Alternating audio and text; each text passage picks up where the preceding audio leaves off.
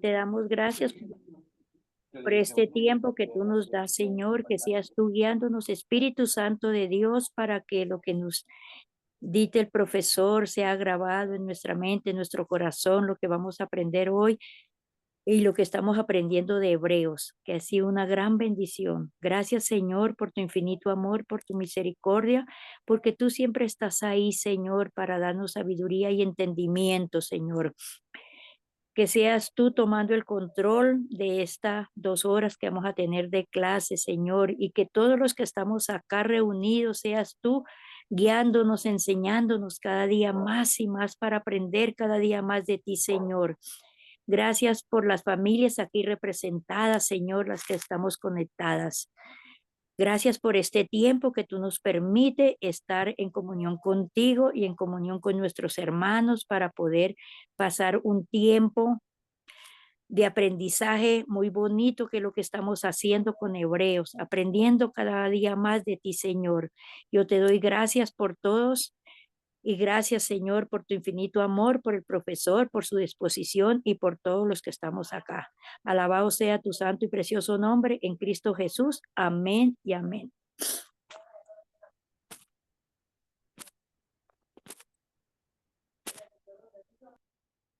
Está silenciado, maestro. Espero se encuentren súper bien. Muchas gracias. Dios les bendiga a todos. Bienvenidas y bienvenidos. Vamos a seguir adelante con nuestra clase, Vamos avanzando en todo lo que Dios nos está enseñando y espero que estén aprendiendo muchísimo en la bendición del Señor. Bien, tengo varias cosas que decirles a ustedes. Siempre me gusta empezar haciendo énfasis en la prioridad y en el propósito que tenemos con la clase, Por ejemplo, a los que les gusta el fútbol, bueno, aquí a los que les gusta el fútbol, me imagino que a varios de ustedes les gusta el fútbol. Este fin de semana ganó el Paris Saint-Germain allá uno de los grandes, no sé, competencias que hay en Europa, no sé cuál de todas, la Liga, la Royal, la que fuera, 5-0 contra el Inter de Milán, 5-0. El que es del Paris Saint-Germain debe estar feliz.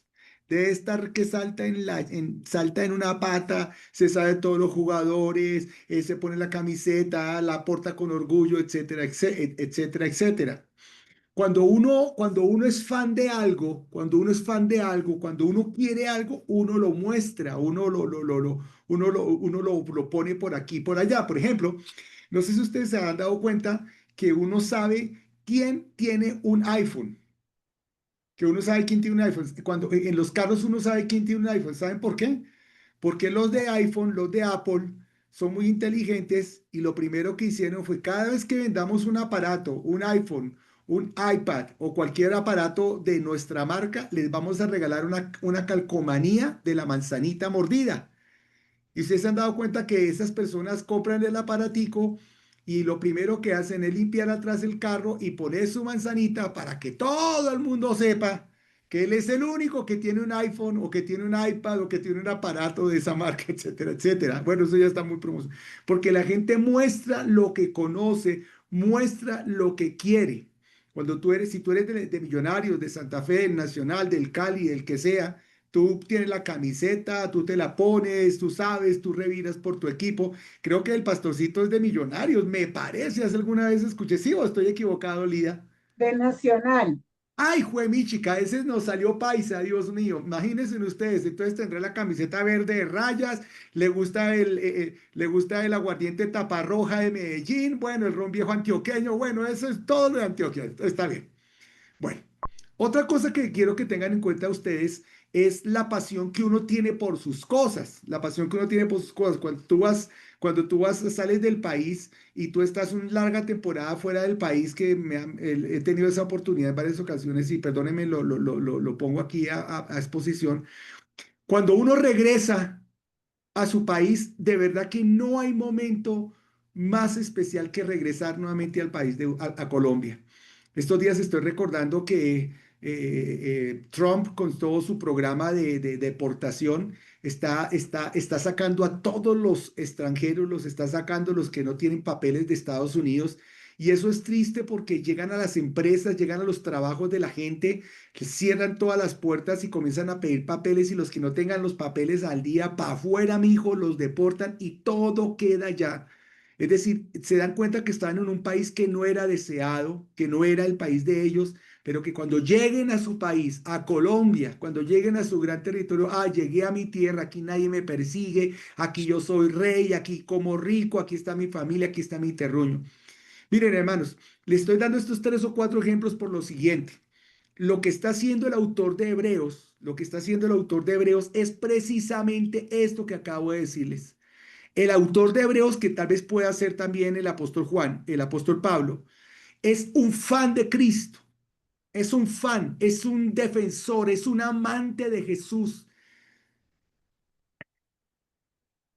Pablo se convierte Pablo ve a Cristo en todas las áreas de la ley. Él ha practicado la ley y pone a Jesús por encima de todas las circunstancias de la ley, por encima del monte, por encima del pacto, por encima del sacrificio, por encima de los sacerdotes, por encima del pueblo, por encima de todo lo que se le pueda ocurrir. Y en los capítulos que vamos a ver hoy, vamos a ver a Cristo por encima, a Cristo superior, ya no como sacerdote, ya lo vimos ayer, lo vimos en la clase pasada, sino que desde hoy lo vamos a ver como Cristo superior al tabernáculo de reunión, que a propósito, hoy me están entregando un trabajo ustedes sobre el tabernáculo de reunión. Entonces, es una bendición y esto es lo que yo quiero que ustedes comprendan, mis preciosos estudiantes, comprendamos esto. Esa es la intención del autor del libro de Hebreos. Cristo superior a todo. Y ese es el mensaje, y ese es el mensaje tal vez directo, explícito que Dios quiere dejarte a ti en esta clase, ya que tú estás tomando este estudio semiprofundo del libro de Hebreos. Cristo es superior a todo cuanto existe. Cristo es superior a todo cuanto hay. Cristo es superior a tu religión. Cristo es superior a tus creencias. Cristo es superior a lo que tú pongas por delante. Cuando tú compares las cosas, pon a Cristo por encima de cualquier circunstancia y ahí vamos a entonces lograr el objetivo que nos hemos trazado con este libro. Cristo es superior inclusive a tus problemas. Hay problemas gigantescos. Pero Cristo también, en esta era de nuestra vida cristiana, en la era de la gracia, Cristo es superior a los problemas, a las dificultades, a las tentaciones, a las pruebas. Es superior a tus problemas, es superior a todo. Esa es la enseñanza y yo quiero que por favor ustedes la tengan en cuenta en sus corazones. Amén.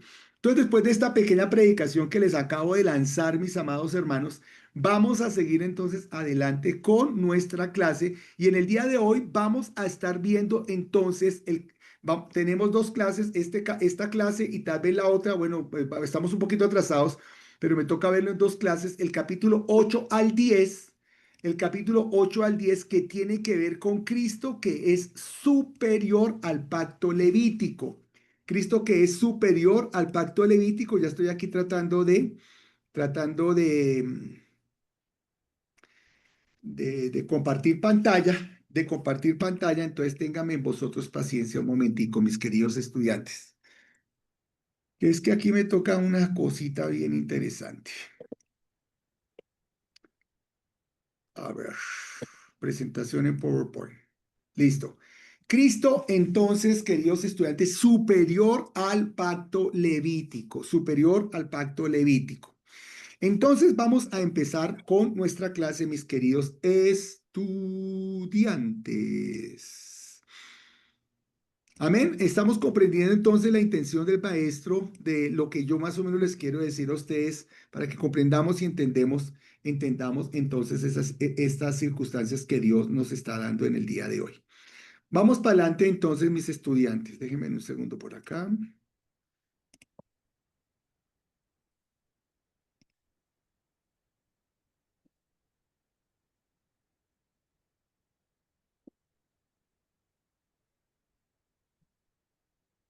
Muy bien, ya ubicado entonces el documento, Cristo superior entonces, estudiantes, al pacto levítico. Cristo superior al pacto levítico. Muy bien, vamos acá. Lo primero es una pequeña introducción a los capítulos 8 al 10, a los capítulos que vamos a estar analizando a partir de ahora.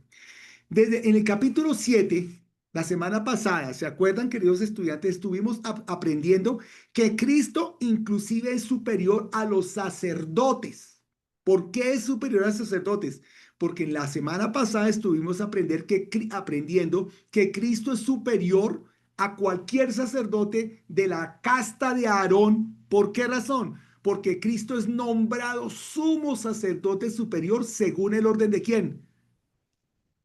Y Exactamente, Melquisedec, como dijo Samuel allá, Del como Melquisedec. según el orden de Melquisedec, según el orden de Melquisedec, vimos ese pequeño video que más o menos nos explicó quién era Melquisedec y por esa razón Cristo es superior en todo sentido. También ahora, en este capítulo observaremos que también es superior en el pacto en contraste con el antiguo pacto. Vamos entonces ahora a analizar en estos capítulos que Cristo es superior en temas del pacto como el tabernáculo, queridos hermanitos. Lo vamos a ver ahora, a analizar en otra área bien especial del día de hoy. Entonces, queridos estudiantes, el nuevo pacto es superior al antiguo pacto. ¿Por qué razón? Y aquí es donde empezamos entonces, mis queridos estudiantes. ¿Por qué razón? La primera, porque es superior al nuevo pacto, mis queridos hermanos. El nuevo pacto es superior al antiguo. ¿Por qué? Porque, a ver, ¿cuál es el nuevo pacto?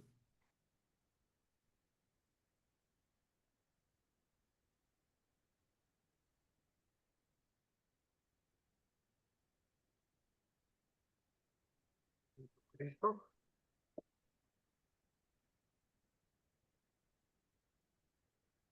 Nadie responde. El sacrificio de la cruz fue el nuevo pacto. ¿Y cómo se llama ese nuevo pacto? El evangelio, El Evangelio. ¿Cómo se llama el pacto del Evangelio, señora Lida Serrano? la salvación, que el regalo Casi, inmensidad, pero no es. Está pero roja, la roja. gracia. La redención. Espíritu Santo. Casi tiene que ver con la redención. ¿Cómo se llama el nuevo pacto? Ay, Alguien que me diga, quiero más, quiero más. A ver, bóteme en corriente. Así como Daniela ya con las chispitas mariposa. A ver, rompan. Bóteme en corriente. A ver, Maribel, su merced, ¿qué dice? La presencia del Espíritu Santo. Tiene que ver con eso. Su Canaán, santidad. Canaán tiene que ver con eso. Santidad. Aleluya. Gloria a Dios. Cristo vive. Edgar Serrano. Como más espiritual. Más espiritual. ¿Quién más me falta? Todos están diciendo, Samuel, ¿usted qué dice? Es la revelación de Jesucristo, de Dios en la tierra.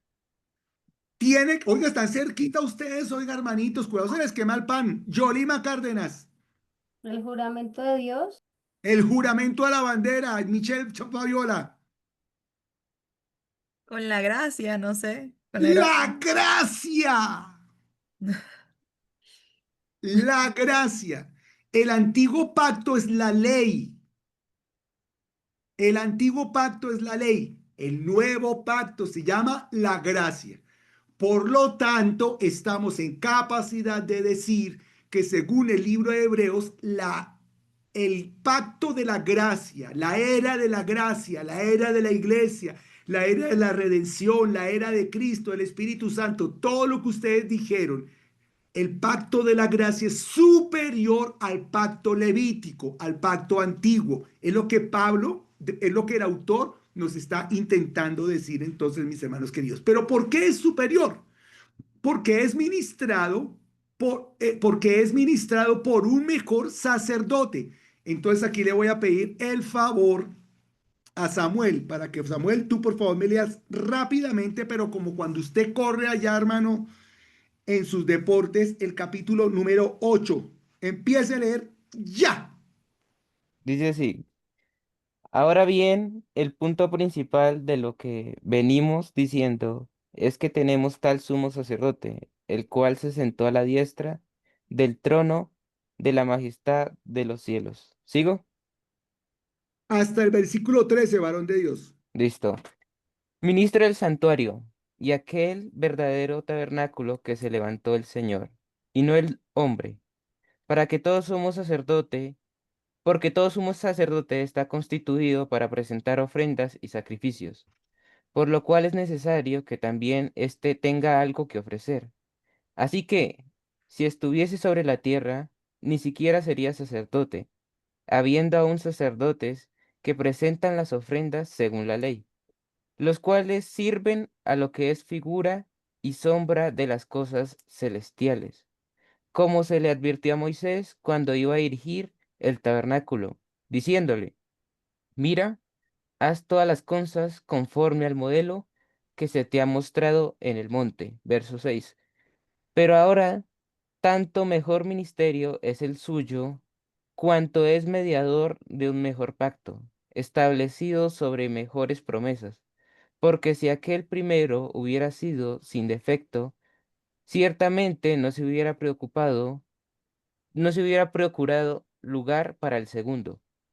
Porque reprendiéndoles, dice, he aquí vienen días, dice el Señor, en que estableceré la casa de Israel y la casa de Judá un nuevo pacto, como el pacto que hice con sus padres el día que los tomé de la mano para sacarlos de la tierra de Egipto. Porque ellos no permanecieron en mi pacto, y yo desentí de ellos, dice el Señor. Por lo cual, este es el nuevo pacto que haré con la casa de Israel. Después de aquellos días, dice el Señor, pondré mis leyes en la mente de ellos, y sobre su corazón las escribiré, y seré a ellos por Dios, y ellos me serán a mí por pueblo. Y ninguno enseñará a su prójimo, ni ninguno a su hermano, diciendo, conoce al Señor, porque todos me conocerán, desde el menor hasta el mayor de ellos, porque seré propicio a sus injusticias, y nunca más me acordaré de sus pecados y de sus iniquidades. Al decir nuevo pacto, ha dado por viejo al primero, y lo que se da por viejo se envejece y está próximo a desaparecer. Entonces, es tan bonita esa lectura que así tal cual nos está diciendo, queridos estudiantes, que el nuevo pacto, el pacto de la gracia, está por encima del pacto antiguo, así como lo está explicando este texto bíblico. Entonces, por ejemplo, empezamos en el versículo número 1. Ahora bien, el punto principal de lo que venimos diciendo es que tenemos tal sumo sacerdote, el cual se sentó a la diestra del trono de la majestad de los cielos. Y aquí empieza entonces esa definición, esas razones por las cuales el nuevo pacto es mejor. ¿Por qué? Porque tenemos un mejor sacerdote, queridos estudiantes. Y es que hay varias razones, según este cuadrito que ustedes están viendo ahí, hay varias razones por las cuales nosotros decimos que ese sumo sacerdote es mucho mejor, mis queridos estudiantes. Es mucho mejor por su santidad. Ahí lo tienen. Tenemos tal sumo sacerdote, dice ahí. Un tal sumo sacerdote, ese tal sumo sacerdote es que él eh, está hablando utilizando ese mismo término que dice, esa misma expresión que dice en Juan 3:16, porque de tal manera, es decir, de una situación, de un empeño, de una posición, de una envergadura que caramba, no cabe en ninguna mente, no cabe en ningún aparato para abarcar. Tenemos tal sumo sacerdote, es decir, del tamaño que no nos imaginamos. Entonces Cristo es mejor sumo sacerdote porque es el gran sumo sacerdote. Segundo, por su obra completa. Dice ahí en el mismo versículo número 1, el cual se sentó. Está sentado ¿por qué? Está sentado porque terminó su obra. Está sentado porque porque simplemente ya hizo lo que tenía que hacer, cumplió, y la Biblia dice, la Biblia le dijo a Cristo, el Señor le dijo, el Padre le dijo a Cristo, siéntate a mi diestra, siéntate aquí a mi lado. Están sentados los reyes, los que están gobernando. Ahora, en contraste con el antiguo pacto, cuando ustedes miran el tabernáculo, no habían sillas, no había ningún tipo de silla para descansar en el tabernáculo. En cambio, nuestro Cristo, nuestro sumo sacerdote, es ejemplo de paz, es ejemplo de descanso. ¿Por qué también es mejor este sumo sacerdote? Por su trono, está a la diestra del trono de la majestad. Es el cumplimiento del Salmo 110, el versículo número 1, en el cual el autor está diciendo, Dios le está diciendo, ven, siéntate a mi diestra. ¿Quién se sienta a la diestra de nuestro Señor? Y en su exaltación también es mejor sumo sacerdote. Estamos hablando del versículo número 1. Él está entonces en los cielos. Entonces, ustedes dirán, ¿todo eso se aprende apenas ese versículo? Claro que sí. Cada elemento que encontramos en la Biblia nos habla, particularmente en el libro de Hebreos, acerca de Cristo superior en todo sentido, nos está hablando de la superioridad entonces de Jesús. Cumplió todo, su santidad, su trono, su exaltación, mis queridos estudiantes. Esa es la primera razón. Cristo es superior porque es mejor sumo sacerdote. Segunda razón, Cristo es ministrado desde un mejor lugar, queridos estudiantes. Cristo es ministrado desde un mejor lugar. Y aquí leemos entonces el capítulo 8, el versículo 2 al 5. 2 al 5. ¿Cuál es ese mejor lugar?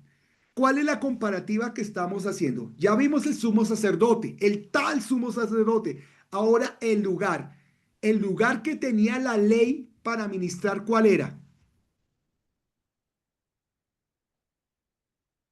¿El tabernáculo? Prende el micrófono, sí señora. El tabernáculo. Ese era el lugar de la ley.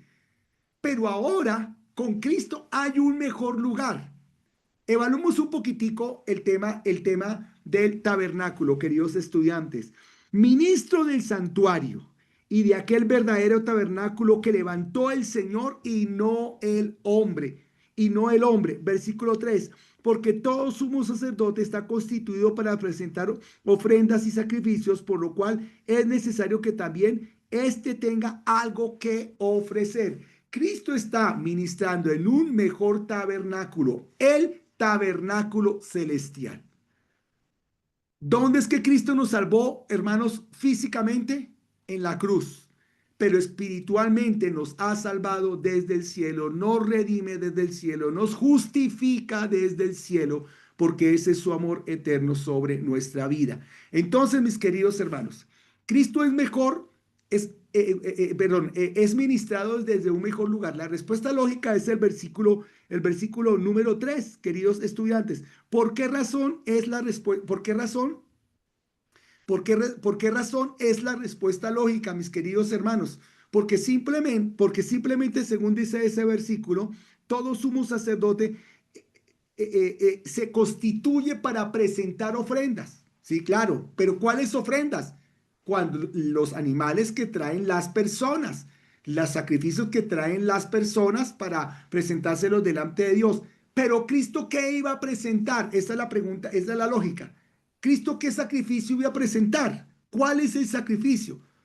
¿Cuál es el sacrificio? Ahí está entonces la respuesta lógica. La respuesta genealógica es el versículo número 4, la casta de Jesús.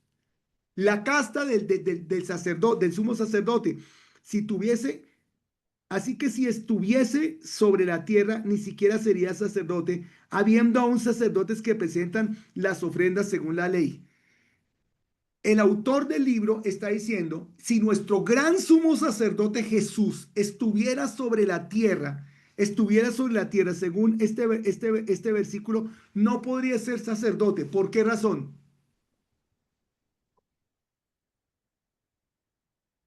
¿Qué creen ustedes por qué Jesús no podría ser sacerdote si estuviese sobre la tierra? Porque los que ofrecían los sacrificios eran los de la tribu de Leví, que eran ¡Punto! Los descendientes de Aarón, muy bien, Lida. Solamente ellos. Jesús no podría meterse a ofrecer sacrificio. ¿Por qué? Porque no era de la tribu de Leví. ¿De cuál tribu era Jesús? Hermana Mari. De Judá. Ay, Gracias, hermana Margot Mari. Sí, señora. De la tribu de Judá. Está bien, no hay ningún problema. De la tribu de Judá. Entonces Jesús no podía ofrecer sacrificios porque él no es de ninguna tribu. Esta es la respuesta genealógica. Y la respuesta típica, es decir, la adecuada, es el versículo 5. Los cuales sirven a los que es figura y sombra de las cosas celestiales, como se le advirtió a Moisés cuando iba a erigir el tabernáculo, diciendo, mira y haz todas las cosas conforme al modelo que se te ha mostrado en el monte. Es decir, queridos estudiantes, que el autor está diciendo, miren, los sacerdotes que descienden de Aarón, son figura y sombra de las cosas celestiales. Un sacerdote descendiente de Aarón es figura y sombra de Cristo. Ese sacerdote toma el sacrificio y lo ofrece en el tabernáculo. Es figura y sombra de la cruz de Cristo. Ese sacerdote se quema en el tabernáculo. Ese sacrificio se quema en el tabernáculo. Es figura y sombra del sacrificio de Cristo en la cruz del Calvario. ¿Lo notan? Que no pueden pasar sino una sola vez el velo para estar allá en el lugar santísimo. Eso es figura y sombra de la presencia de Cristo en medio de nosotros. Por tanto, este Cristo que supera todas estas expectativas es mucho más entonces, queridos estudiantes, adecuado. Es mucho mejor entonces que cualquier otro sacrificio. Ahora, hay unos paralelos, mis queridos estudiantes, que tenemos que analizar entre este tabernáculo humano, el tabernáculo del desierto de Moisés y el tabernáculo del Apocalipsis, es decir, el que está allá en el cielo. Veamos algunos elementos. Hay un templo en el cielo, es lo que dice en Apocalipsis 11:19. No habrá un templo en el estado eterno, según Apocalipsis 21:22, porque todo el cielo es un tabernáculo de adoración. Segundo, ¿hay altares en el cielo? Claro que sí. Eso está en Apocalipsis 6:9 al 11, 8:3 al 5. No podemos entrar a leerlos porque no nos queda el tiempo. Pero son altares de adoración, no de sacrificio. Y por último, hay lámparas en el cielo, según Apocalipsis 4:5. Es decir, el autor, lo que estoy tratando de mostrarles en esta diapositiva, es que el cielo mismo, que es donde habita Cristo en este momento, en la época de la gracia, en el nuevo pacto, es como tal un lugar de sacrificio. Es como tal un tabernáculo completo de la presencia de Dios. Eso es lo que queremos exaltar entonces, mis queridos hermanos. Ahora sí nos vamos a la tercera razón. Tercera razón. ¿Cuál es? El tabernáculo de Cristo. Cristo es superior sacerdote porque es establecido sobre mejores promesas, y esto está del 6 al 13, que es lo que acabo de leer mi hermano. Mire cómo dice, por tanto, pero ahora tanto mejor ministerio es el suyo, cuanto es mediador de un nuevo pacto establecido sobre mejores promesas, porque si aquel primero se hubiera sido sin defecto, ciertamente no se hubiera procurado un lugar para el segundo. El autor ahora se va para clasificar los dos tabernáculos. Primero que todo, el tabernáculo de Moisés era un tabernáculo con ciertas limitaciones. Y son tantas las limitaciones del tabernáculo de Moisés que si no hubiera sido por esa, si no fuera limitado, no se hubiera procurado un segundo tabernáculo, que es Jesucristo y que es su obra en la cruz del Calvario. A eso es a lo que se refiere. Su obra en la cruz, que es superior en todo sentido. Es decir, hay mejores promesas en el nuevo tabernáculo porque es eterno, porque es sagrado, porque es superior, porque verdaderamente transforma a la persona. Y ahí está el texto bíblico, queridos estudiantes, del versículo número 8 al versículo número 13, en donde él está citando, él aquí está citando al poeta cuando está diciendo, voy a establecer un nuevo pacto. Voy a establecer un nuevo pacto, y ese es entonces el pacto de la gracia que tú y yo estamos estudiando y examinando entonces. Amén. Amén. ¿Alguna pregunta hasta ahora? Me voy a volver un poquitico porque quiero que ustedes tengan estemos bien ubicaditos. Estamos analizando esta respuesta, el tercer puntico acá. El nuevo pacto es superior al antiguo. ¿Por qué? Primero, porque es ministrado por un mejor sacerdote. Segundo, porque es ministrado desde un mejor lugar. Perdón. Primero, porque es ministrado por un mejor sacerdote que es Cristo, superior a los sacerdotes del antiguo pacto. Segundo, porque es ministrado desde un mejor lugar. El tabernáculo de Moisés se queda limitado frente al cielo, frente a la gloria de Dios allá en su presencia, el tabernáculo eterno allá en el cielo, que es la presencia del Señor. Este es un paralelo que hicimos. Y tercero, es establecido sobre mejores promesas. Es establecido sobre mejores promesas. Vamos entonces a esta, ¿cierto que sí? ¿Ya habíamos visto esta? Solamente para leer las frases. Moisés era el mediador antiguo del antiguo pacto, que es la ley. El mediador del antiguo pacto es Cristo. El mediador del nuevo pacto es Cristo.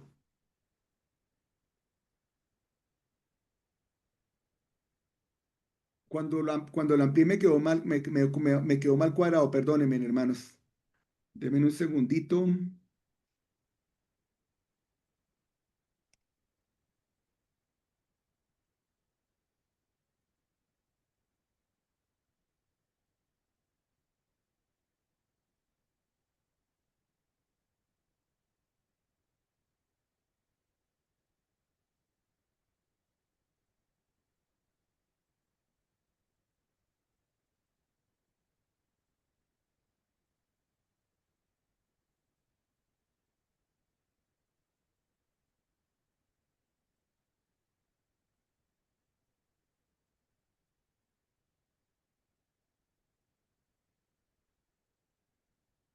Ahora sí está bien. Es establecido sobre las mejores promesas y hacemos este paralelo con lo de Moisés. Todos son paralelos, ¿se acuerdan? Desde el capítulo 1 hasta este capítulo y todo el libro son paralelos entre lo antiguo y lo nuevo. Moisés era el mediador del antiguo pacto, que era la ley. ¿Quién es nuestro mediador ahora? Jesucristo, Cristo. nuestro Señor. Segundo, el antiguo pacto era para los judíos, solamente para los judíos. Otra vez era un pacto limitado. En cambio, el nuevo pacto es para judíos y gentiles que acepten a Cristo como Salvador personal. ¿Notan eso? Otra vez, más cosas, más comparaciones. Todo lo que hemos visto son comparaciones entre lo antiguo y lo nuevo. Que Moisés, que Abraham, que el sacerdocio, que el pacto, que el tabernáculo, que la tierra. Aquí estamos viendo entonces ahora acercándonos al tabernáculo. Ahora nos vamos a acercar a este texto bíblico que también leímos para terminar el capítulo número 8, que lo podemos resumir en estos 5 elementos para que los tengan en cuenta, mis queridos estudiantes. Primero, hay una promesa de la gracia de Dios. Voy a traer un nuevo pacto, según versículos 6 al 9. Un nuevo pacto diferente, distinto. Segundo, versículo B, el B, la promesa de un cambio interior. Ese nuevo pacto cambiará las vidas de las personas. Versículo 10, este pacto que haré con la casa de Israel después de aquellos días, las pondré en su corazón y en su mente las escribiré y seré a ellos por Dios y ellos me serán por pueblo. ¿Ven? Este nuevo pacto profetizado para los judíos cambia, transforma el corazón de las personas. ¡Qué lindo! Versículo número 11. La promesa de una bendición sin límite. El antiguo pacto eran pactos y sacrificios para el momento, para borrar los pecados, para que no se vieran los pecados. Aquí estamos hablando de una bendición ilimitada. Ninguno enseñará a su prójimo, ni ninguno a sus hermanos diciendo, conoce al Señor, porque todos me conocerán desde el menor hasta el mayor. ¿Notan ustedes? que es la gracia que tenemos. Esa es la salvación. Ese es el nuevo pacto que tenemos, queridos estudiantes. ¿Cuál es ese nuevo pacto, estudiantes queridos? Simple y llanamente que nosotros vamos a bendecir a toda la humanidad con esta salvación, no solamente para un grupo pequeño, los judíos poseedores de la salvación en el pacto antiguo, sino que todo el mundo conocerá este nuevo pacto. Promesa del perdón, versículo 12, seré propicio a sus injusticias. Y versículo 13, un nuevo pacto eterno, nuevo pacto ha dado por viejo al primero, y si se da por viejo y se envejece es porque está a punto de desaparecer. Aquí hay un principio del autor de Hebreos. Ese nuevo pacto que ha estado negando, que ha estado comparando desde el capítulo número 1, está tan viejo, tan descontinuado y que no se debería de tener en cuenta. No es que esté diciendo, ahora cojamos la Biblia y rompámosla desde Mateo hasta Apocalipsis, quedémonos con Mateo hasta Apocalipsis y desechemos el antiguo pacto. No está diciendo eso, está próximo a desaparecer. Es decir, está ahí, hay que tenerlo en cuenta y desaparecerá cuando estemos juntos con nuestro Señor. Amén. ¿Alguna pregunta hasta acá? Ahora bien, eso nos lleva entonces al capítulo número 9. El capítulo número 9. Ya entonces hablamos de la presentación del pacto antiguo, la comparación del pacto antiguo limitado, finito, pequeño para unos poquitos, en comparación con el tal sumo sacerdote y su gran pacto y su gran tabernáculo. Acerquémonos a ese tabernáculo en el capítulo número 9. Un mejor santuario. Este capítulo presenta un contraste entre el santuario del antiguo pacto, el tabernáculo, y el nuevo pacto, el que está en el cielo, donde ahora Cristo ministra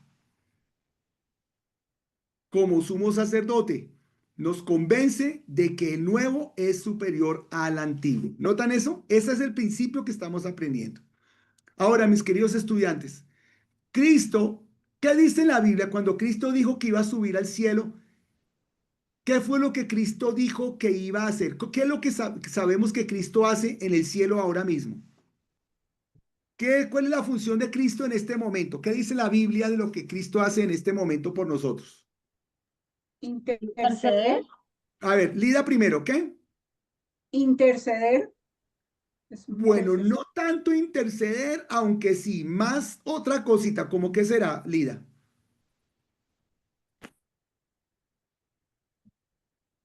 Responder a nuestras peticiones.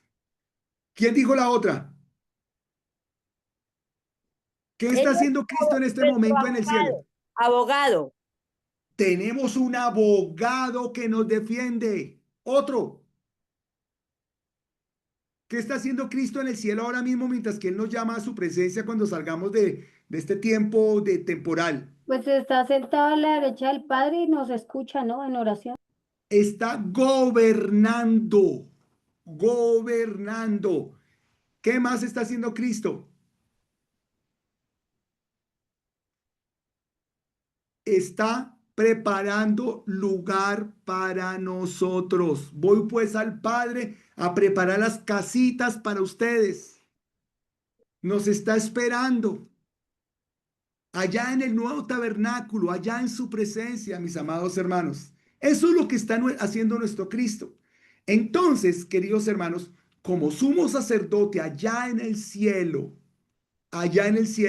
tenemos en el capítulo número 9 que observar entonces, hacer un pequeño estudio del pacto antiguo, del tabernáculo antiguo, para aprender cómo es entonces ese tabernáculo antiguo. Empecemos. La primera parte, el tabernáculo es superior. ¿Por qué? El del cielo, el tabernáculo celestial es superior. ¿Por qué razón? La gracia de Dios. Claro, Él derramó su gracia y vamos a ver esas razones, esa gracia ilimitada sobre nosotros, porque si Dios nos pagara por nuestros pecados, ya hubiéramos sido consumidos. En cambio, Él nos perdona por misericordia, nos comprende por misericordia, pero por supuesto siempre está la limitación de su ira que puede venir en cualquier momento. Miren esto. El tabernáculo celestial, anoten aquí, es celestial, es superior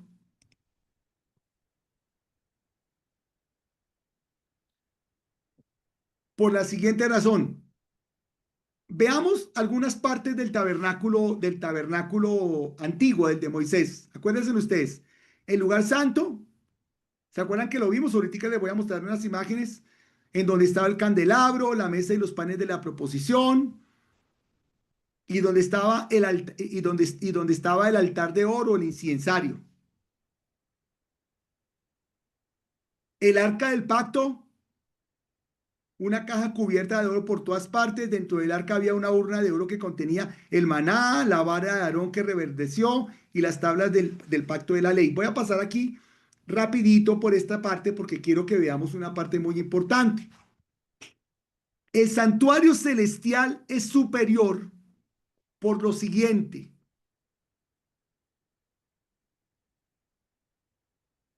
Aquí vimos someramente más o menos cómo está constituido el primer tabernáculo. Esto que estamos viendo acá es el primer tabernáculo, no están todas las partes, ahorita lo vamos a ver. Pero el de Cristo, el eterno en este momento, tiene 5 razones por las cuales es superior al tabernáculo del desierto que para ellos era tan importante. Más, estamos hablando de más contraste. Recuerden que hay mucha comparativa acá, se las digo. Primero, ya vamos en 9:11, pero ahorita se lo voy a explicar. Vamos en el versículo 9:11. Es celestial el santuario. ¿Dónde queda? El tabernáculo de Moisés, ¿dónde quedaba? En la tierra, en el desierto, lleno de polvo, lleno de arena, quemado por el sol. Este santuario a donde tú perteneces es celestial. Segundo, es eficaz para quitar el pecado y cambiar la vida. ¿Qué aprendimos del santuario de Moisés, del tabernáculo de Moisés? Que simplemente cubría los pecados porque la sangre se derramaba en el arca del pacto y cubría los pecados, pero no los borraba. ¿Se acuerdan? No borraba los pecados. En cambio, este altar eterno de Cristo, el de hoy, el de la gracia, sí quita nuestros pecados y nos hace nuevos. Su ministerio se basa en un sacrificio costoso, 16 al 23. ¿Qué significa esto, queridos estudiantes?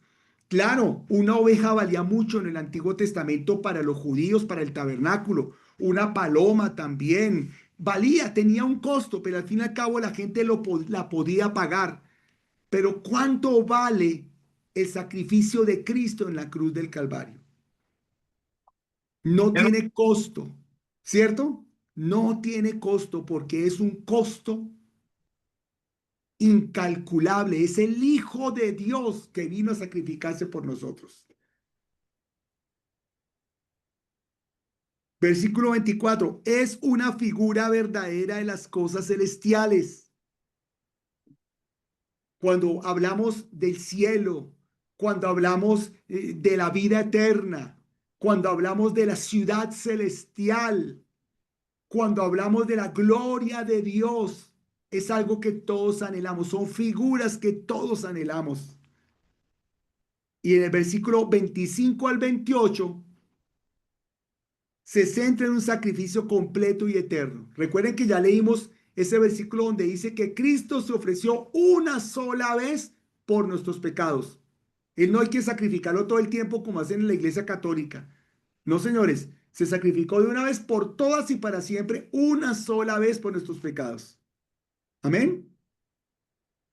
Estas son características de que el santuario del cielo es superior al santuario de Moisés. Amén. Y quiero terminar esta parte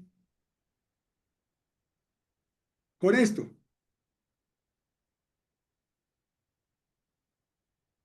Anoten esto y ténganlo muy en cuenta porque después, para que nunca se les olvide, porque esto es supremamente importante, mis estudiantes. La historia del tabernáculo, del santuario judío. Mire, empezó con Moisés en el desierto.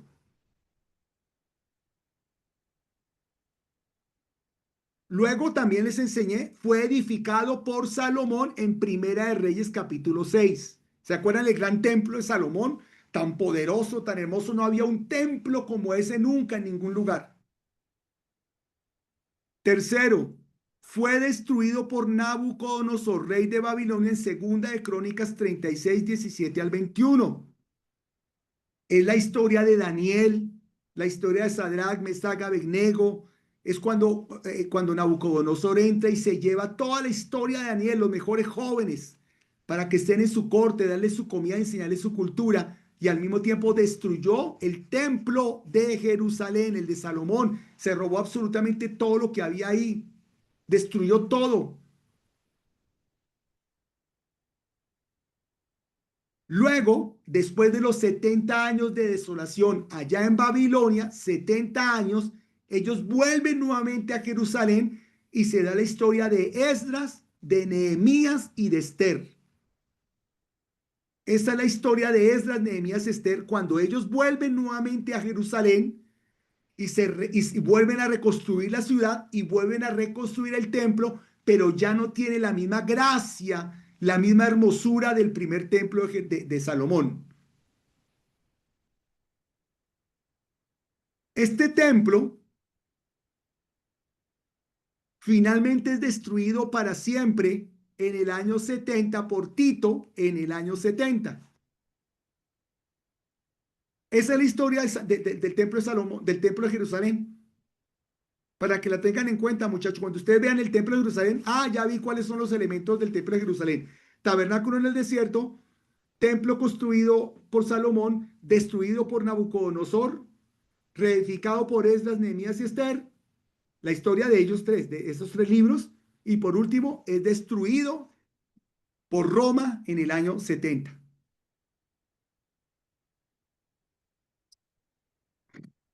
Y este cuadrito que ven acá, queridos estudiantes, es un contraste entre el viejo pacto y el nuevo pacto. Viejo pacto. Solamente tomen una foto, anoten estas cosas. Miren, en el viejo pacto, en el pacto de Moisés, en el pacto de la ley, sacrificios repetidos. Todos los sábados había que sacrificar, todos los días había que tener prendido el holocausto, etcétera, etcétera. En el nuevo pacto, un sacrificio una vez y para siempre, hecho por Cristo en la cruz. Segundo, la sangre de los animales derramada en el antiguo pacto. En el nuevo pacto es ¿cuál? La La sangre de Cristo. sangre de Cristo. Lo que yo les dije ahorita, en el viejo pacto, la sangre cubría el pecado.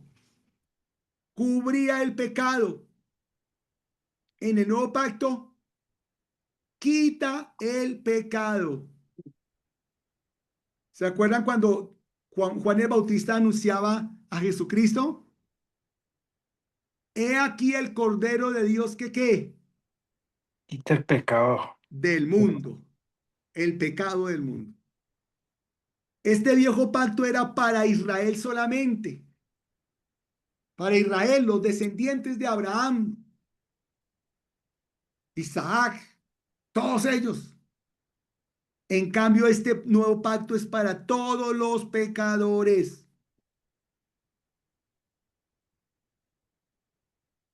En el viejo pacto, el sacerdote entraba al lugar santísimo y salía del lugar santísimo. En el gran día de la expiación, ahorita van a ver algo sobre ese tema. Y en el nuevo pacto, Cristo entró al cielo y allá se quedó hasta que vuelva por nosotros para estar nuevamente toda la eternidad.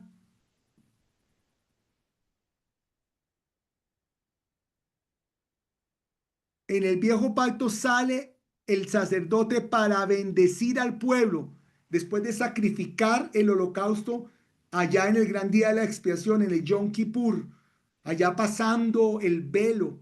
Sale nuevamente el sacerdote y todo el mundo se alegra.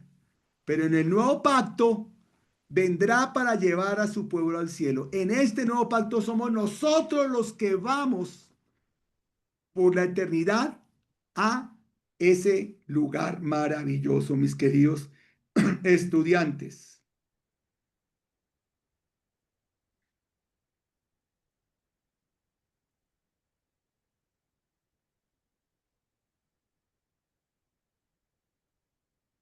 ¿Cómo la ven mis estudiantes? ¿Amén? Amén. ¿Listos? Ahora les quiero presentar para que lo que les voy a presentar es todo el capítulo 9 en videos. Todo el capítulo 9, así que pongámosle atención a lo siguiente que les quiero compartir entonces, mis queridos estudiantes. Póngale cuidado. Vamos a ver acá este pequeño video que encontré sobre la construcción del tabernáculo. Vamos a aprender sobre este tema. Vamos a ver aquí la construcción del tabernáculo y ahorita vamos a ver qué significa en Cristo el tabernáculo. Esto es muy importante y disfruten por favor esta parte de la clase para que descansemos un poquitico y podamos esto... Ay, ¿yo qué hice acá? ¿Qué les estoy mostrando a ustedes acá? Se me perdió la presentación.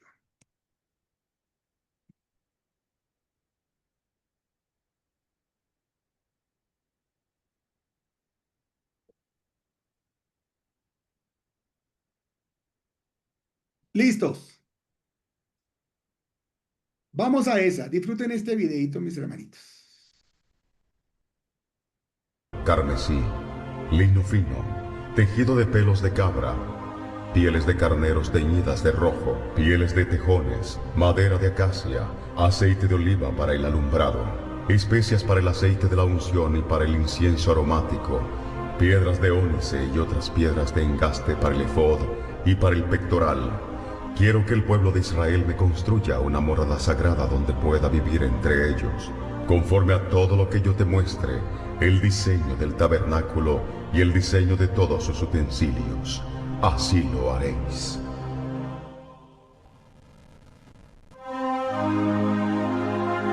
Miren cómo se hace. Aquí está. Y harás para el tabernáculo tablas de madera de acacia.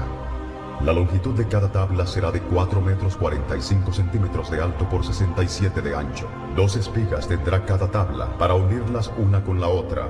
Conforme a todo lo que yo te muestre, así lo haréis. 20 tablas al lado sur del tabernáculo. Estas han de caber en 40 basas de plata debajo de cada tabla, 2 basas debajo de cada tabla. Al lado norte también habrá 20 tablas, con sus 40 basas de plata, 2 basas debajo de cada tabla.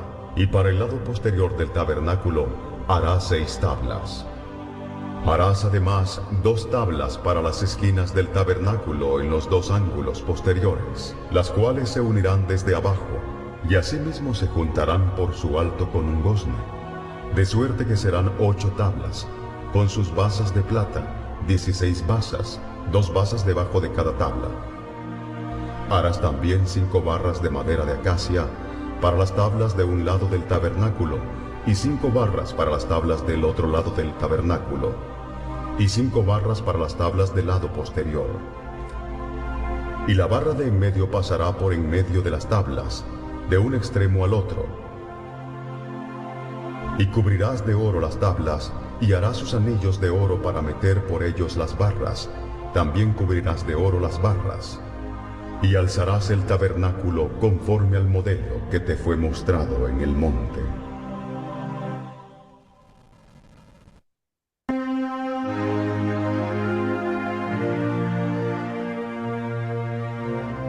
Asimismo harás el atrio del tabernáculo, el cual tendrá cortinas de lino fino. Al lado sur, las cortinas tendrán una longitud de 44 metros.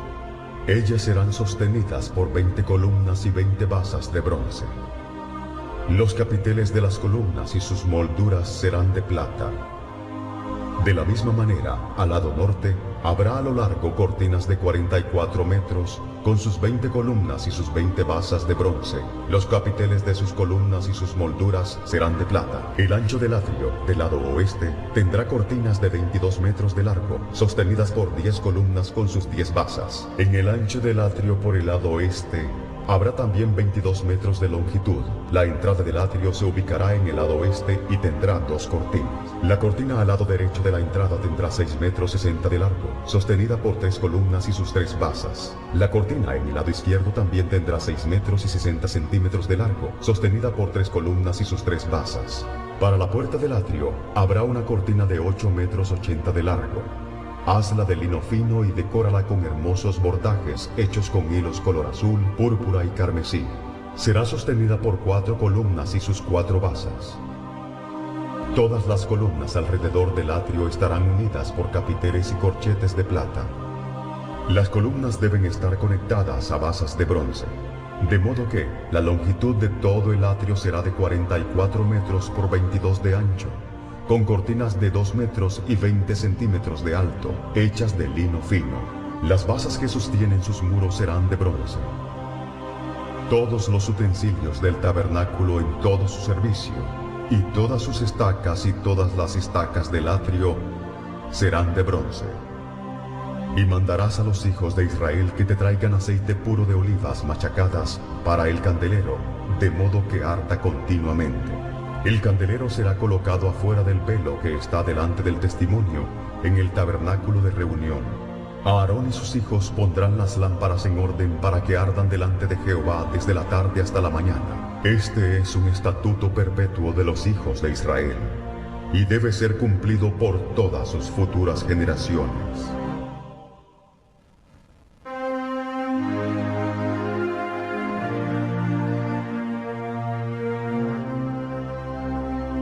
Harás también un altar de madera de acacia de 2 metros y 20 de largo por 2 y 20 de ancho y 1 y 30 de alto.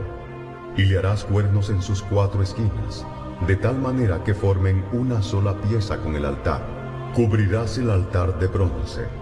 Sus calderos para recoger la ceniza, sus paletas, sus tazones, sus garfios y sus braseros serán todos de bronce. Le harás un enrejado de bronce y harás un anillo de bronce para cada una de sus 4 esquinas. Pon la rejilla dentro del cerco del altar abajo, hasta que llegue a la mitad del altar. Harás también varas de acacia para el altar, las cuales cubrirás de bronce.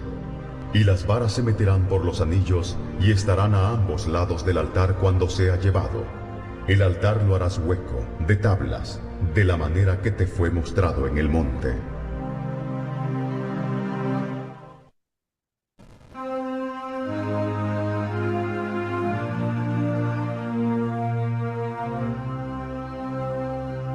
Y Jehová le dijo a Moisés: Harás también una fuente de bronce, con su base de bronce, y la colocarás entre el tabernáculo de reunión y el altar, y pondrás en ella agua.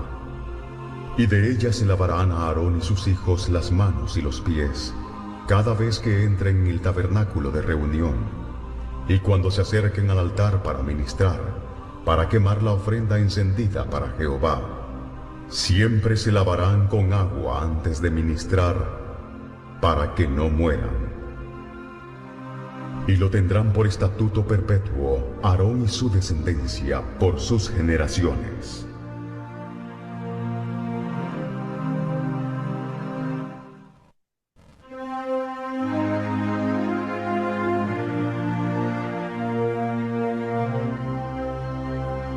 Harás una mesa de madera de acacia, de 88 centímetros de largo, por 44 de ancho y 66 de alto. Cúbrela de oro puro, y le harás una cornisa de oro alrededor. Le harás también una moldura alrededor, de 8 centímetros de anchura, y harás a la moldura una cornisa de oro alrededor. Y le harás 4 anillos de oro, y los pondrás en las 4 esquinas de las patas. Estos anillos servirán de soporte de las varas que llevan la mesa. Harás las varas de madera de acacia, y las cubrirás de oro.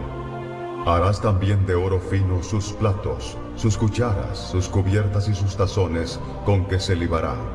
Y pondrás sobre la mesa el pan de la proposición delante de mí continuamente.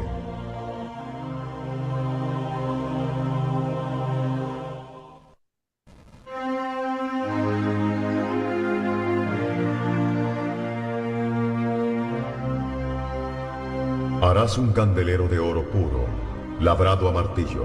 Todo el candelero y sus decoraciones formarán de una sola pieza, su pie, su caña, sus copas, sus botones y sus flores. Tendrá 6 brazos, 3 brazos a cada lado de la caña. Cada uno de los 6 brazos tendrá una copa en forma de flor de almendro, con sus botones y sus pétalos. La caña central del candelero estará decorada de 4 copas en forma de flor de almendro, con sus botones y sus pétalos. Habrá un botón debajo de cada par de brazos que salen de la caña central. Las decoraciones y los brazos serán de una pieza con la caña, y deben ser labrados a martillo, de oro puro.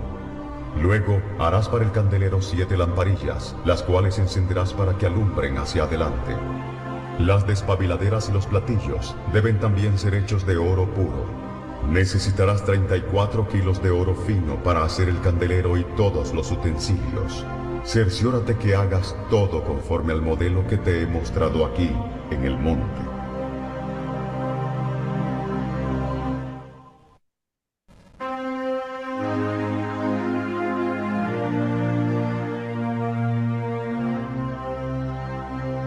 Harás asimismo un altar de madera de acacia para quemar el incienso.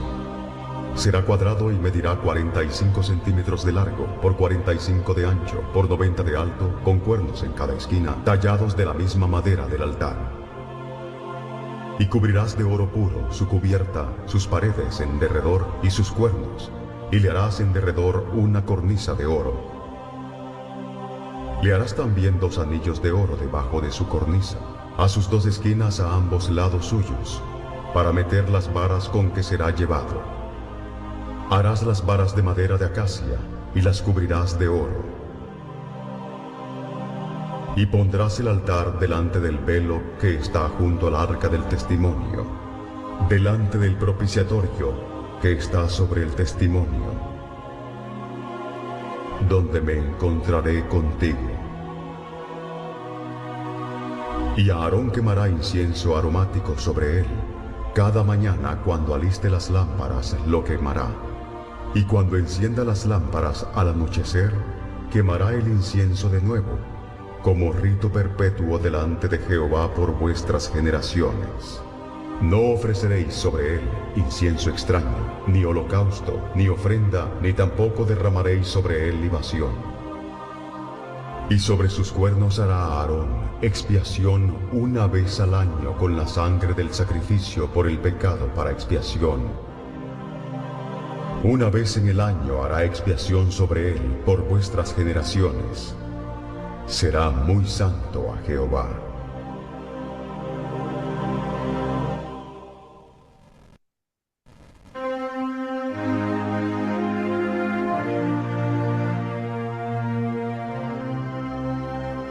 Haz también un arca de madera de acacia, de 1 metro y 10 centímetros de largo, por 66 centímetros de ancho, por 66 de alto. Y la cubrirás de oro puro por dentro y por fuera, y harás sobre ella una cornisa de oro alrededor. Fundirás 4 anillos de oro, que pondrás en sus 4 patas, 2 anillos en cada lado. Harás unas varas de madera de acacia, las cuales cubrirás de oro.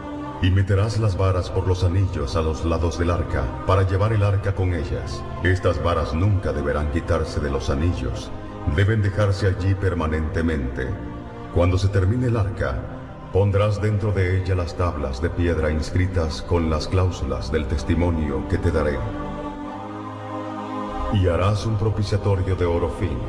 Su longitud será de 1 metro y 10 centímetros de largo por 66 de ancho. Harás también 2 querubines de oro, labrados a martillo, y los colocarás en los 2 extremos del propiciatorio. Colocarás a un querubín en cada extremo del propiciatorio, de una pieza con él. Y los querubines tendrán sus rostros el uno enfrente del otro, mirando al propiciatorio con sus alas extendidas por encima de él. Coloca dentro del arca las tablas de piedra inscritas con las cláusulas del testimonio que te daré. Luego coloca el propiciatorio encima del arca. Y de allí me declararé a ti, y hablaré contigo de sobre el propiciatorio, de entre los 2 querubines de oro que están sobre el arca del testimonio. Desde allí Te diré mis mandamientos para los hijos de Israel.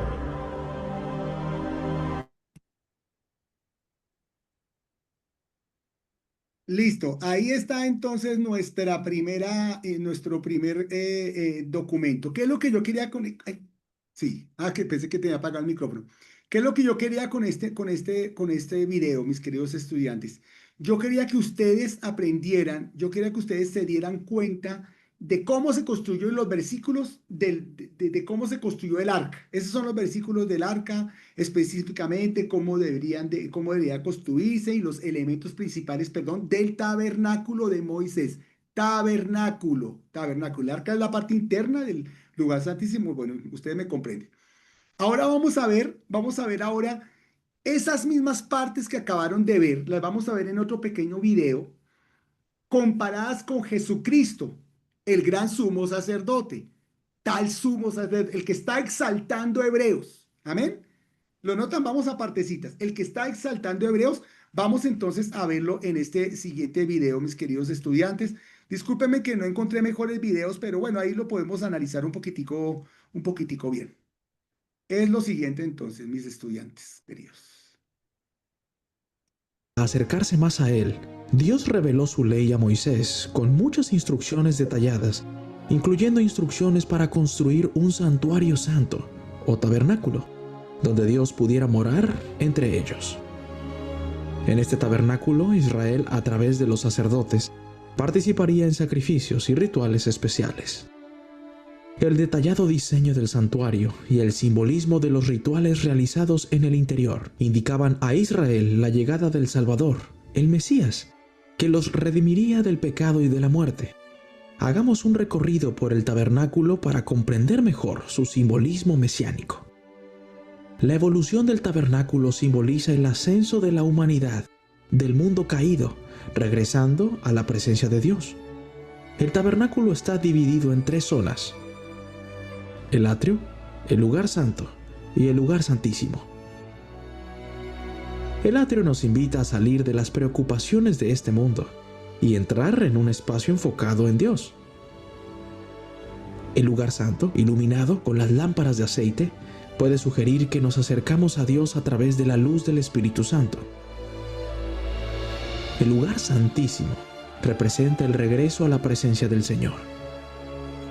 Una mirada más detallada a cada espacio del tabernáculo revela más sobre el viaje simbólico hacia el cielo.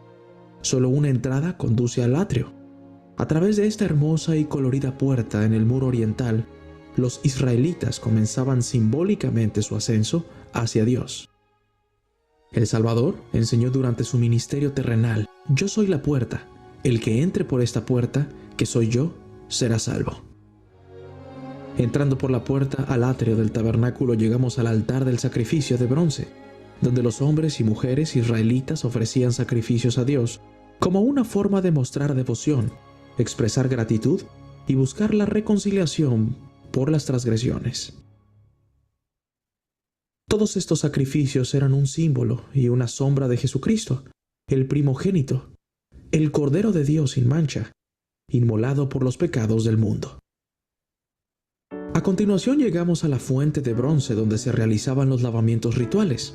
Aquí, los hijos de Aarón se lavaban, eran ungidos y recibían su vestimenta sacerdotal antes de llegar a ser sacerdotes.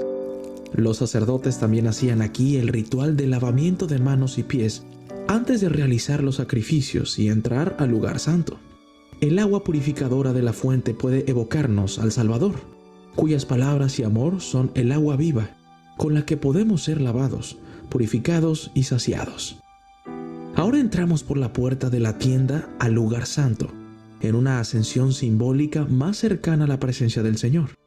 A la derecha se encuentra la mesa de los panes de la proposición, donde se guardaban 12 panes que los sacerdotes comían cada día de reposo. La tradición dice que sobre la mesa también se colocaban una jarra de vino. El pan funciona como un recordatorio de nuestra necesidad de ser nutridos espiritualmente por Jesucristo, quien declaró: yo soy el pan de vida. Juntos, el pan y el vino pueden ser un testimonio de la carne y la sangre de Cristo, como lo enseña la Santa Cena o la Comunión. En el lado sur del lugar santo se encontraba la menorá de oro, o candelabro de aceite. La menorá tenía 7 ramas, cada una decorada con flores de almendro, brotes y capullos. Cada noche los sacerdotes arreglaban, reabastecían y se aseguraban de que las lámparas ardieran con aceite de oliva puro. Esta era la única fuente de luz en el lugar santo y nos recuerda a Jesucristo cuando dijo: «Yo soy la luz del mundo». Luego llegamos al altar del incienso, donde un sacerdote quemaba incienso cada mañana y cada tarde delante del velo. La posición del altar frente al lugar santísimo muestra la importancia de la oración en la preparación para entrar en la presencia del Señor. Así como el dulce humo del incienso se eleva hacia el cielo, también las oraciones de los justos se elevan hacia Dios, acercándolos a Él. El velo de lino separa el lugar santo del lugar santísimo. Sobre este velo están bordadas unas figuras llamadas querubines, que resguardan simbólicamente la presencia del Señor. Cuando Cristo fue crucificado, el velo del templo de Herodes se rasgó en 2, de arriba a abajo, lo que significa que a través del sacrificio del Salvador, el camino estaba ahora abierto para que todos entraran en la presencia del Señor. El escritor de Hebreos enseñó que gracias a Cristo podemos entrar confiadamente en el lugar santísimo por el camino nuevo y vivo a través del velo, esto es, de la carne de Cristo. Ahora entramos al lugar santísimo, que éste representa el propósito principal de vivir en la presencia misma de Dios. En el centro se encuentra el arca del convenio, el objeto más sagrado del tabernáculo. Encima del arca estaba la cobertura, a menudo llamada el propiciatorio o el asiento de la expiación. Con 2 querubines hechos de oro macizo, estos mismos extendían sus alas sobre el arca, custodiando simbólicamente el lugar donde moraría la presencia del Señor. Dentro del arca se guardaban objetos sagrados, incluida la vara de Aarón, una vasija de maná y las tablas de piedra de la ley, entregadas a Moisés en el monte Sinaí. Solo una vez al año, en el día de la expiación, el sumo sacerdote entraba en el lugar santísimo. Allí rociaba la sangre del sacrificio sobre el propiciatorio, simbolizando que a través de la sangre del Cordero de Dios, Israel podría obtener misericordia y la oportunidad de vivir una vez más en la presencia de Dios. Aunque a los hijos de Israel no se les permitía entrar al lugar santísimo, el sumo sacerdote los representaba. Jesucristo es nuestro gran sumo sacerdote, quien intercede por nosotros ante el Padre. Durante el tiempo de Israel en el desierto, el tabernáculo se trasladaba de un lugar a otro como una construcción portátil. Finalmente, fue reemplazado por una construcción más elevada y permanente llamada el Templo de Salomón, construido siguiendo el modelo del tabernáculo. El Templo de Salomón fue el tesoro más preciado de Jerusalén durante casi 400 años, hasta que los babilonios lo destruyeron. 70 años más tarde, se reconstruyó un segundo templo siguiendo el mismo patrón que Herodes el Grande remodeló a fondo durante el primer siglo. Fue aquí donde Jesús, el profetizado Salvador del mundo, fue traído cuando era un niño.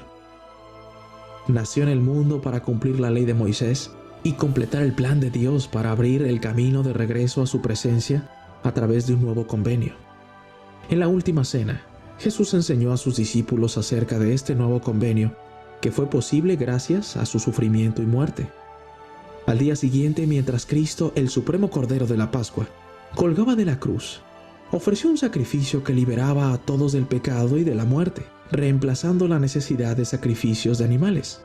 A partir de este momento se pediría un nuevo tipo de sacrificio a los seguidores de Dios, el de un espíritu contrito y un corazón dispuesto a volverse y a seguir a Jesús.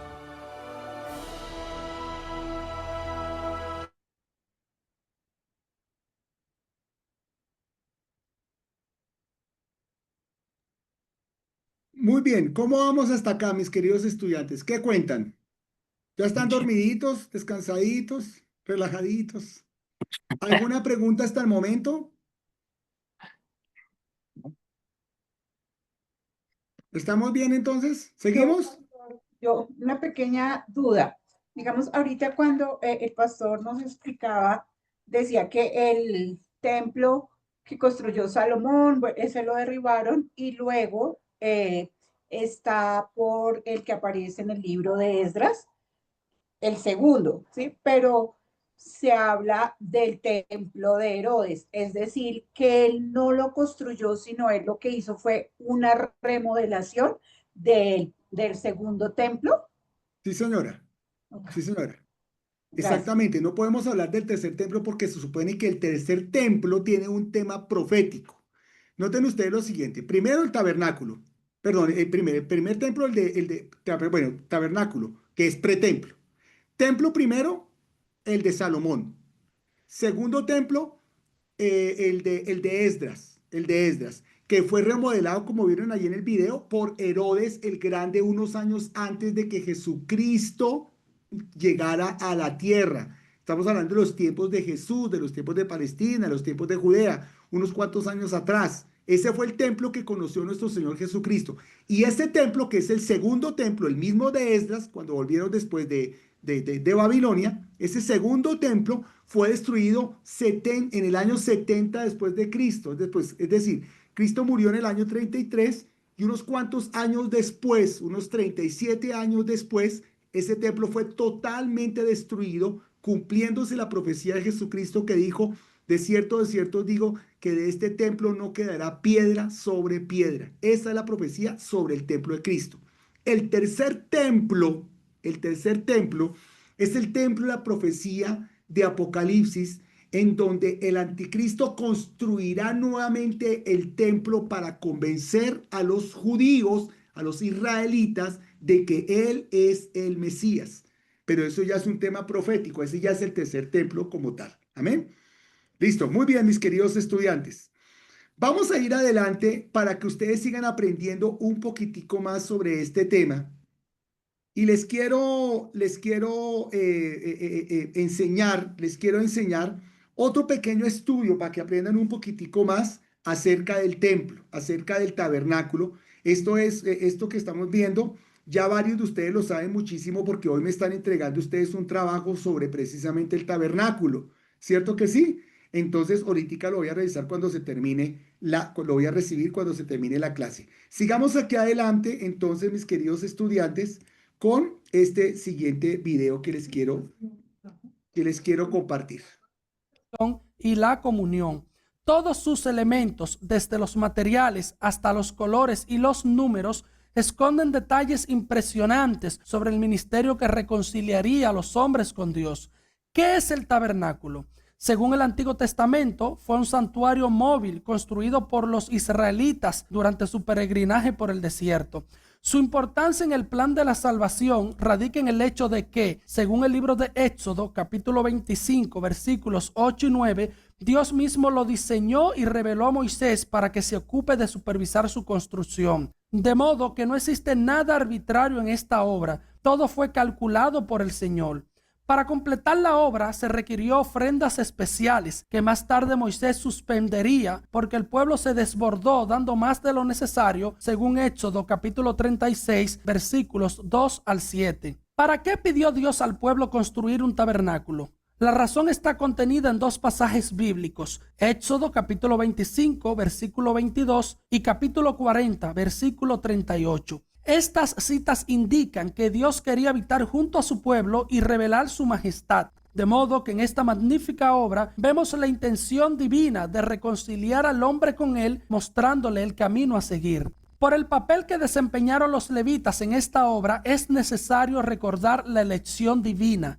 Cuando Dios libertó a su pueblo de la esclavitud egipcia, les pidió dedicar a él todo primogénito, por cuanto habían sido librados de la mortandad. El ángel de la muerte no visitó los hogares cuyos dinteles habían sido marcados con sangre de cordero. Por tal razón, en el libro de Números, capítulo 3, versículo 12, dice la Biblia que Dios decide levantar la tribu de Leví como representantes de los consagrados para que sean estos responsables de la administración y el altar. En ese sentido, se realiza un censo en Sinaí arrojando los siguientes datos. De las tres familias de Leví, Gersón, Coat y Merari, el número ascendió a 22,000, pero al contar los primogénitos, el total fue de 22.273 y para rescatar a los 273 restantes, Dios instruyó a Moisés a ofrendar 5 siclos por cada uno, siendo el total 1.365 siclos. Por esta razón, usted ve que mientras las tribus y sus respectivas banderas estaban dispuestas en el orden que indica la imagen, los levitas rodeaban el campamento y cuando el pueblo marchaba, estos adquirían protagonismo y trasladaban todos los utensilios. Aarón era el sumo sacerdote y tenía a su cargo a todos los levitas. Solo sus descendientes podían ser sacerdotes. Él mismo representaba a Cristo en su ministerio. Para su vestimenta se utilizaron finos materiales. La túnica era de una sola pieza, representando así el carácter indivisible del Evangelio de Cristo. Su cinto era de color azul, púrpura y carmesí, que simbolizan respectivamente el cielo, la realeza y la sangre derramada por nuestro Señor Jesucristo. Los calzoncillos eran de lino fino y cubrían la desnudez desde la cintura hasta cerca de las rodillas. Siempre que los sacerdotes se acercaban al lugar santo, tenían que usar esta pieza o, en su defecto, exponerse a la muerte. El manto era todo azul, representando una vez más el carácter celestial de Jesús.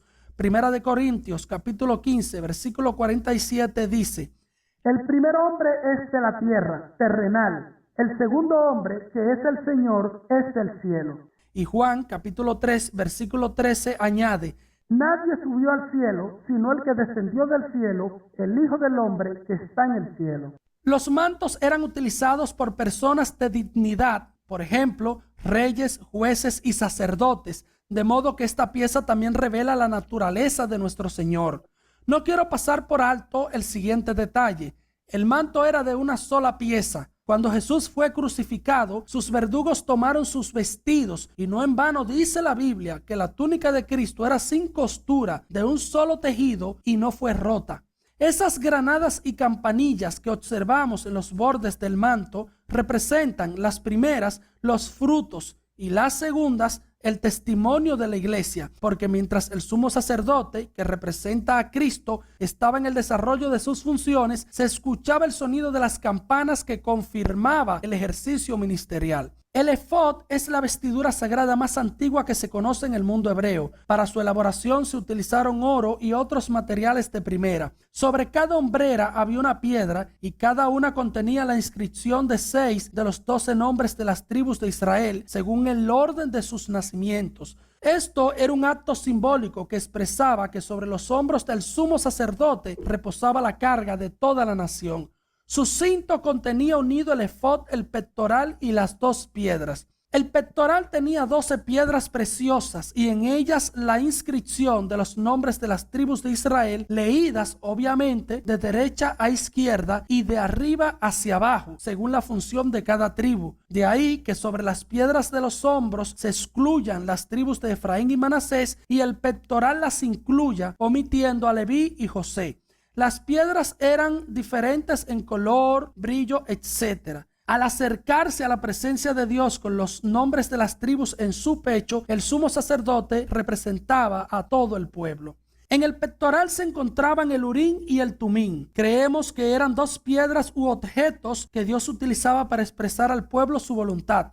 ¿De qué manera? Algunos eruditos creen que cada una tenía grabadas las palabras sí de un lado y no del otro. Otros argumentan que eran 2 piedras blancas de un lado y negras del otro. El sacerdote arrojaba ambos objetos y cuando el texto en la cara superior coincidía, se tomaba como la respuesta de Dios. Si no coincidía, se entendía que Dios guardaba silencio en el asunto que se deseaba consultar. Si eran colores, 2 blancos indicaban una respuesta afirmativa. En contraste, 2 negros, una respuesta negativa. Y si no había coincidencia, pues Dios no quería expresar su voluntad. Es lo que sucedió al final del reinado de Saúl, cuando éste intentó obtener respuesta divina y Dios se la negó. Mientras el sumo sacerdote adornaba su cabeza con una mitra, el sacerdote utilizaba la tiara. Ambas hablan de la santidad de nuestros pensamientos. La diadema santa tenía una inscripción en lámina de oro. Estaba sobre lo más alto del sumo sacerdote y decía: Santidad a Jehová. El sumo sacerdote es tipo de Cristo y los sacerdotes de su iglesia. Usted podría preguntarse, si el sumo sacerdote es tipo de Cristo, ¿por qué éste no vino de la tribu de Leví? La Biblia responde esta pregunta en la homilía a los hebreos. El ministerio sacerdotal de Cristo no es conforme a la liturgia hebrea ni a la tribu sacerdotal, sino según el orden de Melquisedec establecido por Dios Rey y sacerdote para siempre. Prestemos atención a todo el simbolismo presente en el tabernáculo y sus utensilios. La obra era de aproximadamente 45 metros de largo por 22.5 metros de ancho. Para acceder al atrio, primero se debía cruzar una puerta de 9 metros de ancho. Esta es tipo de Cristo por ser la única que conducía al interior de este templo móvil desde donde se manifestaba la presencia de Dios. Jesús se atribuyó su cumplimiento cuando dijo: yo soy la puerta, el que por mí entrare será salvo. Juan 10:9. Sus 4 columnas anuncian la salvación a todos los extremos de la tierra y las 3 aberturas entre ellas simbolizan la participación del Padre, del Hijo y del Espíritu Santo en el plan de la salvación. Los colores de las cortinas tienen el mismo simbolismo. Siempre azul representará el cielo, púrpura la realeza, carmesí sangre y blanco pureza. Quiero resaltar que eran 3 las puertas. En esta vemos a Cristo como el camino, en la del tabernáculo como la verdad y en la que da acceso al lugar santísimo como la vida. Por esto Cristo dijo: yo soy el camino y la verdad y la vida. Nadie viene al Padre sino por mí. Juan 14:6. No quiero exagerar la interpretación, pero dado que cada 50 años Israel celebraba el año de jubileo y que este representaba la libertad en todo el sentido de la palabra, muchos creen que no por casualidad la parte del atrio donde estaba la puerta, que acabo de decir representa a Cristo, es de 50 codos. Cortinas de 2.5 metros de altura rodeaban el atrio e impedían al hombre contemplar desde afuera. Solo podían entrar por la puerta y sí llevaban ofrendas por los pecados. Ahora entendemos por qué Jesús dice: ciertamente les aseguro que el que no entra por la puerta al redil de las ovejas, sino que trepa y se mete por otro lado, es un ladrón y bandido. Juan 10:1, Nueva Versión Internacional. 60 columnas servían para sostener las cortinas del atrio y por ser de madera, específicamente de acacia, representan la humanidad de Cristo. Estas columnas estaban sobre bases de bronce y tenían en su parte superior capiteles. Esto además de unas varas conexivas de plata que unían cada columna, garantizando así estabilidad y que representan a los creyentes. Las estacas, también de bronce, sujetaban las columnas. Una parte se enterraba en tierra, la otra quedaba expuesta. Representan a Cristo en su muerte y resurrección, mientras las cuerdas son tipos de su iglesia que se mantiene sujeta a él. Al cruzar la puerta para entrar al atrio, el primer mueble a la vista era el altar de bronce, que luego de analizar profundamente los materiales de su composición, concluimos que era de cobre. Era el más grande de todos. De hecho, los demás probablemente cabían dentro de este. Apunta hacia la cruz, donde fue ofrecido nuestro sacrificio vivo. Sus dimensiones eran de 2.25 metros de largo por 2.25 metros de ancho y 1.35 metros de altura. Hemos realizado las conversiones métricas tomando como patrón referencial un codo igual a 45 centímetros.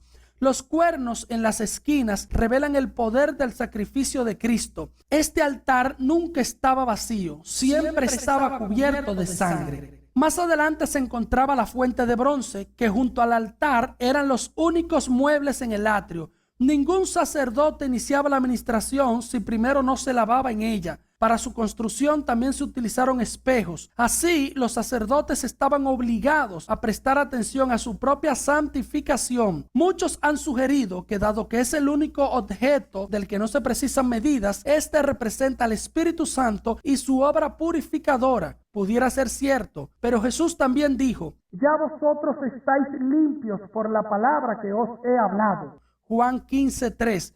A Pedro le dijo: si no te lavare, no tendrás parte conmigo. Juan 13:8. El Salmo 119 pregunta: ¿con qué limpiará el joven su camino? Y la respuesta es: con guardar tu palabra. La tienda de reunión era de 13.5 metros de largo y 4.5 metros de ancho. Sus tablas estaban forradas de oro y cortinas de lino con imágenes de querubines lo adornaban. Su cubierta era de pelo de carneros teñido de rojo, lo que tiene también un simbolismo salvífico. Estaba dividida en dos cámaras, el lugar santo y el santísimo. En la primera se encontraban los siguientes elementos. Al cruzar la puerta del lado izquierdo, el candelero de oro tenía 7 lamparillas de aceite y 6 brazos, 3 a cada lado, que representan a los hombres unidos a Cristo. Recuerde que 6 es número de hombre. Su brazo central representa a Cristo. Jesús dijo: separados de mí nada podéis hacer. Juan 15:5. Por eso se entiende que la caña central tenga 4 copas, 4 manzanas y 4 flores, mientras los brazos laterales tienen 3 copas, 1 flor y 1 manzana. Este utensilio es tipo de la luz de Cristo. Juan 8:12 dice: yo soy la luz del mundo. El que me sigue no andará en tinieblas, sino que tendrá la luz de la vida. El aceite de las lámparas era preparado de olivos triturados, lo que representa a Cristo siendo molido por nuestros pecados. La mesa de los panes de la proposición era de madera cubierta de oro, tipificando así la doble naturaleza de nuestro Señor Jesucristo. Incluía también platos, cucharas, tazones, etc. Cada sábado los sacerdotes comían el pan expuesto durante una semana y lo renovaban. Para protegerlo, quemaban un incienso amargo durante 7 días que servía para alejar a los insectos, pero también daba un sabor amargo al pan. Por esta razón, el pan es tipo de Cristo y el incienso de sus sufrimientos. El libro de Juan, capítulo 6, muestra a Cristo diciendo ser el antitipo de este tipo. Yo soy el pan de vida. El que a mí viene nunca tendrá hambre, y el que en mí cree no tendrá sed jamás. Juan 6:35. Este es el pan que desciende del cielo, para que el que de él come no muera. Juan 6:50. Yo soy el pan vivo que descendió del cielo. Si alguno comiere de este pan, vivirá para siempre. Y el pan que yo daré es mi carne, la cual daré por la vida del mundo. Juan 6:51. Este es el pan que descendió del cielo, no como vuestros padres comieron el maná y murieron. El que come de este pan vivirá eternamente. Juan 6:58.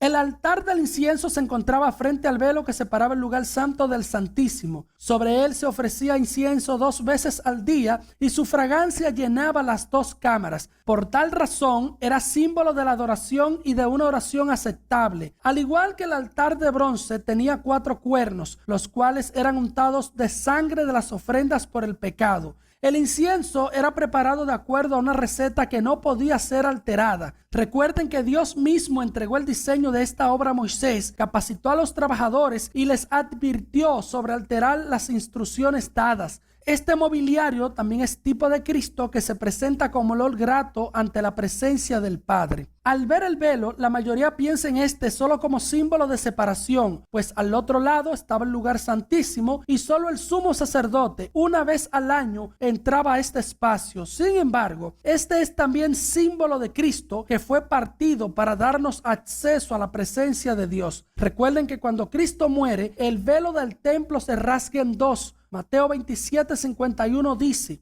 y he aquí el velo del templo se rasgó en 2, de arriba abajo, y la tierra tembló y las rocas se partieron. Con mucha probabilidad, el lugar santísimo tenía forma cúbica y medía 4.5 metros en cualquiera de sus lados. En el estudio de Apocalipsis, cuando analizábamos la Nueva Jerusalén, aprendimos que esta figura geométrica es símbolo de perfección. Solo el arca del pacto se encontraba allí y en su interior las 2 tablas de la ley, una urna con maná del que sustentó a Israel en el desierto y la vara de Aarón que reverdeció y floreció. Las tablas, que representaban la perfección de la justicia divina, era símbolo de Cristo que llevó la voluntad de Dios en su corazón. El maná señalaba la provisión de Dios y en ese sentido a Cristo como pan vivo del cielo. Jesús dijo: yo soy el pan de vida. Juan 6:48.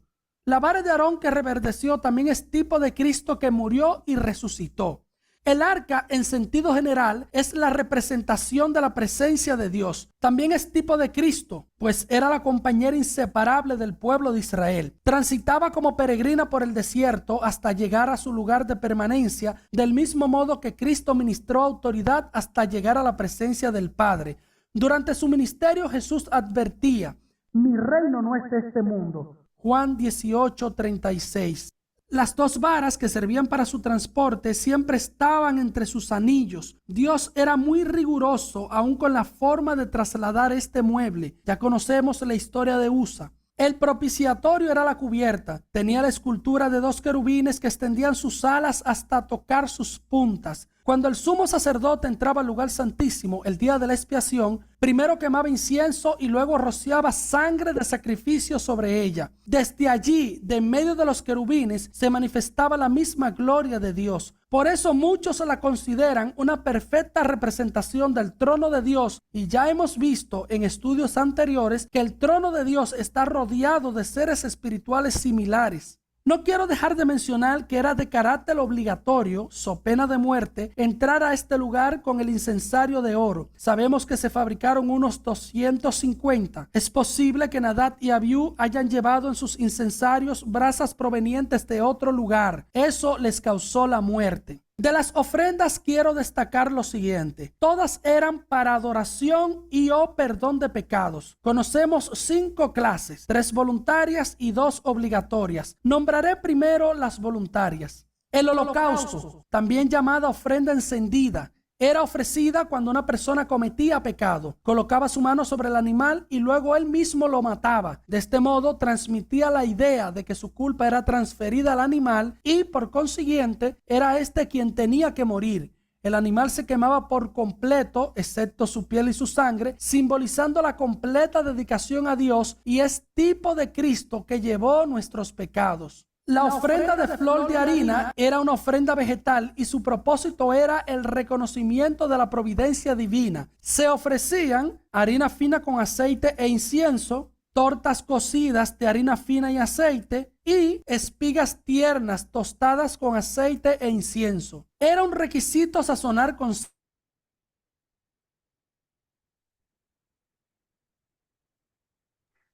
Esto ya tiene que ver con las ofrendas y pues no es parte de nuestra clase.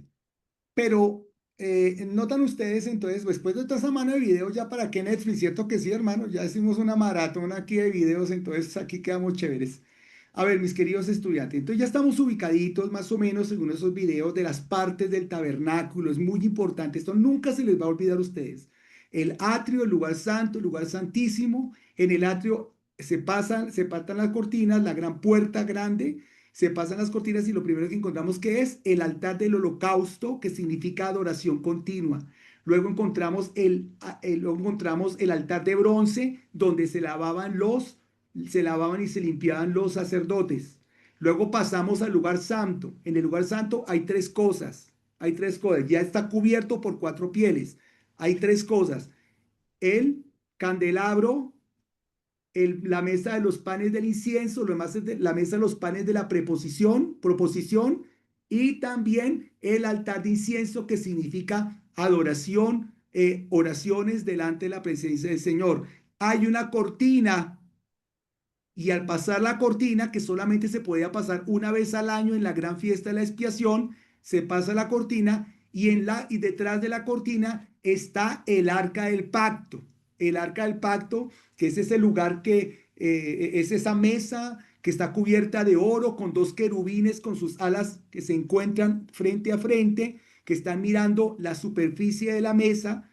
Dentro de esa mesa que es hueca, está ¿qué? La vara de Aarón, está la tabla de los 10 mandamientos y está una porción de maná, por lo menos en la antigüedad, por lo menos en el tiempo que estaban en el desierto.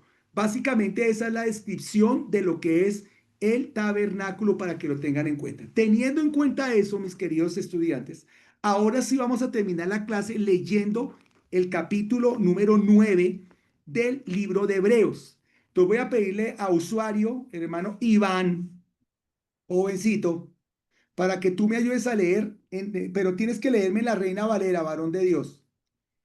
Entonces tú me vas a leer, Iván, desde el versículo número 1 hasta el versículo hasta el versículo número 7. Luego sigue Mari. Solamente lean en la Reina Valera, por favor, del 60. Luego, Mari, tú vas a leer del 8 al 14. Mari, del 8 al 14. Luego, luego, ¿quién me falta? Michelle Urdaneta, que no te he escuchado tu dulce voz. Tú lees del 15 al 21, varona. Y también me falta escuchar la dulce voz de Maribel. Y tú lees, Maribel, del 22 al 28. ¿Listos? Por favor, pónganle mucha atención a esta partecita de la palabra, porque yo sé que esto también nos va a servir muchísimo, muchísimo, muchísimo para nuestro estudio el día de hoy. Empieza, varón de Dios. ¿Me escuchan? ¿Bien? Sí, señor. Dale. Capítulo 9, versículo 1. Entonces, ahora bien, aún el primer pacto tenía ordenanzas de culto y un santuario terrenal, porque el tabernáculo estaba dispuesto así, en la primera parte, llamada el lugar santo.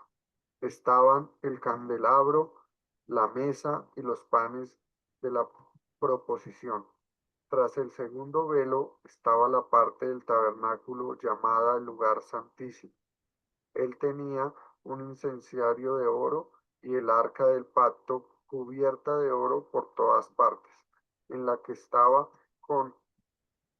una urna de oro que contenía el maná, la vara de Aarón que reverdeció y las tablas del pacto, y sobre ella los querubines de gloria que cubrían el propiciatorio, de las cuales cosas no se puede ahora hablar en detalle. Y así dispuestas estas cosas, en la primera parte del tabernáculo entran los sacerdotes continuamente para cumplir los oficios del culto, pero en la segunda parte, solo el sumo sacerdote una vez al año, no sin sangre, la cual ofrece por sí mismo y por los pecados de ignorancia del pueblo. Gracias, Iván. Que siga la siguiente persona, por favor. Dando el Espíritu Santo a entender con esto que aún no se había manifestado el camino al lugar santísimo, entre tanto que la primera parte del tabernáculo estuviese en pie, lo cual es símbolo para el tiempo presente, según el cual se presentan ofrendas y sacrificios que no pueden hacer perfecto en cuanto a la conciencia al que practica ese culto, ya que consiste solo de comidas y bebidas diversas, abluciones y ordenanzas acerca de la carne impuestas hasta el tiempo de reformar las cosas. Paren un segundo, pare, Mari. ¿Tú puedes ver la pantalla, Mari? Sí, pero es que yo tengo el celular y la veo re chiquita. Ah, no. Entonces, Mari, perdóneme un segundito. Tú puedes buscar en la nueva traducción viviente, por favor, todos los que faltan por leer, busquen en la nueva traducción viviente. Tiene que ser nueva traducción viviente porque estoy viendo que hay unas cosas que no vamos a poder entender bien.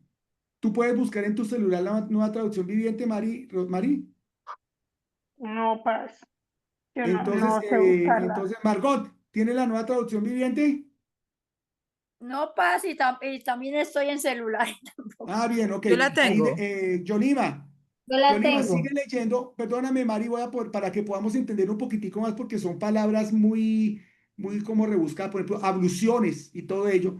Entonces, Yolima, no sé, lee por favor hasta el versículo número 21, desde el versículo número 10. En la nueva traducción viviente para que podamos entender. No, desde el 9, aquí es donde estoy señalizando, miren. Pastor, Hebreos capítulo 9 del 10 al 21, ¿sí? 9 al 21, 9 al 14.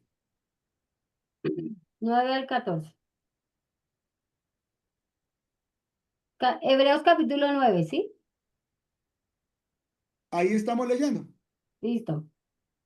Esta es una ilustración que apunta al tiempo presente, pues las ofrendas y los sacrificios que ofrecen los sacerdotes no pueden limpiar la conciencia de las personas que los traen, pues ese sistema antiguo solo consiste en alimentos, bebidas y diversas ceremonias de purificación, es decir, ordenanzas externas que permanecieron vigentes solo hasta que se estableció un sistema mejor. Entonces, Cristo ahora ha llegado a ser el sumo sacerdote por sobre todas las cosas buenas que han venido. Él entró en este tabernáculo superior y más perfecto que está en el cielo, el cual no fue hecho por manos humanas ni forma parte del mundo creado. Con su propia sangre, no con la sangre de cabras ni de becerros, entró en el lugar santísimo una sola vez y para siempre, y aseguró nuestra redención eterna. ¿Sigo? Hasta el 14, varona. Bajo el sistema antiguo, la sangre de cabras y toros y las cenizas de una novilla podían limpiar el cuerpo de las personas que estaban ceremonialmente impuras. Imagínese cuánto más la sangre de Cristo nos purificará la conciencia de acciones pecaminosas para que adoremos al Dios viviente, pues por el poder del Espíritu Eterno, Cristo se ofreció a sí mismo a Dios como sacrificio perfecto por nuestros pecados. No tan bonita esa traducción, sino tan que se entiende perfectamente lo que está intentando decir él. ¿Quién tenía desde el 15? Yo. Sigue, Michelle. Ajá. Por eso, Él es el mediador de un nuevo pacto entre Dios y la gente, para que todos los que son llamados puedan recibir la herencia eterna que Dios le ha prometido. Pues Cristo murió para liberarlos del castigo por los pecados que han cometido bajo ese primer pacto. Ahora bien, cuando alguien deja un testamento, es necesario comprobar que la persona que lo hizo ha muerto. El testamento solo entra en vigencia después de la muerte de la persona. Mientras viva el que lo hizo, el testamento no puede entrar en vigencia. Por eso, aún el primer pacto fue puesto en vigencia con la sangre de un animal, pues después de que Moisés había leído cada uno de los mandamientos de Dios a todo el pueblo, tomó la sangre de los becerros y las cabras junto con agua y roció tanto el libro de la ley de Dios como a todo el pueblo con ramas de hisopo y lana de color escarlata. Entonces dijo, esta sangre confirma el pacto que Dios ha hecho con ustedes. De la misma manera roció con la sangre el tabernáculo y todo lo que se usaba para adorar a Dios. ¿Quién tiene desde el 22? Pastor, tengo la Reina Valera. Sigue leyendo, Michelle. Gracias, mi hermanita. Está bien, es que quiero Vale. que comprendan bien el tema, para que comprendamos mejor. Gracias, Maribel. Dios te bendiga. Ok. De la misma manera, el 22. De hecho, según la ley de Moisés, casi todo se purificaba con sangre porque sin derramamiento de sangre no hay perdón. Por esa razón, el tabernáculo y todo lo que en él había eran copias de las cosas del cielo. Debían ser purificadas mediante la sangre de animales, pero las cosas verdaderas del cielo debían ser purificadas mediante sacrificios superiores a la sangre de animales. Pues Cristo no entró a un lugar santo, a un lugar santo, hecho por manos humanas, que era solo una copia del verdadero, que está en el cielo. Él entró en el cielo mismo para presentarse ahora delante de Dios a favor de nosotros. Y no entró en el cielo para ofrecerse a sí mismo una y otra vez, como lo hace el sumo sacerdote aquí en la tierra, que se entra en el lugar santísimo año tras año con la sangre de un animal. Si eso hubiera sido necesario, Cristo tendría que haber sufrido la muerte una y otra vez, desde el principio del mundo, pero ahora en el fin de los tiempos. Cristo se presentó una sola vez y para siempre para quitar el pecado mediante su propia muerte en sacrificio. Y así como cada persona está destinada a morir una sola vez y después vendrá el juicio, así también Cristo fue ofrecido una sola vez y para siempre, a fin de quitar los pecados de muchas personas. Cristo vendrá otra vez, no para ocuparse de nuestros pecados, sino para traer salvación a todos los que esperan con anhelo su venida. Gracias, señorita Urdaneta. Si ven esa lectura tan bonita que acabamos de leer, mis hermanos, es todo lo que acabamos de ver en los videos. Las partes del tabernáculo, qué pasa en cada lugar, cómo se comporta cada lugar, cuándo hay que hacer los sacrificios, qué hace cada sacrificio entonces allá en el tabernáculo. Lo que resaltamos de este capítulo número 9 para que terminemos, mis hermanos, es lo que repite en 3 ocasiones el autor. Una vez entró Cristo en el tabernáculo, una vez fue sacrificado, de una vez y para siempre. A Cristo no hay que estarlo sacrificando continuamente porque ya lo hizo eternamente y para siempre en la cruz del Calvario, técnicamente en la cruz del Calvario. Espiritualmente salva a las personas cuando las personas reciben a Cristo como Salvador personal en este siglo. Eso ya es diferente. Recuerden eso, físicamente Cristo nos salvó una vez en el año 33 después de Cristo, nos salvó por nuestros pecados, pero espiritualmente salva a las personas cuando lo aceptan como Salvador personal, los justifica en el cielo, los redime, los perdona, los hace sus hijos, los hace parte de su herencia, etcétera, etcétera. Amén. Básicamente eso es lo que quería enseñarles para el día de hoy. ¿Alguna pregunta, mis hermanitas, hermanitos? Bueno, celebro estar con ustedes en esta clase, mis hermanos y hermanas. No sé quién sea la encargada de enviarme a mi correo electrónico jaqlap@gmail.com. Gmail. No me van a poner nada en Hotmail porque ahí no leo nada. Gmail.com. Perdón, pastor, yo se lo mandé al que tenía antes. ¿Cómo? Yo se lo envié al que tenía antes. Debe ser Gmail, mi hermanita, porque siempre recibo en Gmail. No te preocupes, Margot. Y si no, nos hablamos ahí por chat, me meto un tintico. Se lo mando al WhatsApp ahorita. No, al correo, varona, está bien en el correo. Y si no, entonces después me invita a un cafecito y eso ahí charlamos y arreglamos la nota. Todo bien. ¿Listo? Yo lo envié a las 4 de la tarde hoy. ¡Uy, qué lujo! ¡Wow! Eso es. Aprendan ustedes, estudiantes, aprendan de Margot, ¿oyeron? ¡Ah! Bueno, saludándolos, bendiciéndolos. Nos vemos en 8 días. Bye, bye. Bendiciones, mis hermanitos. Bye, bye. Gracias. Saludos.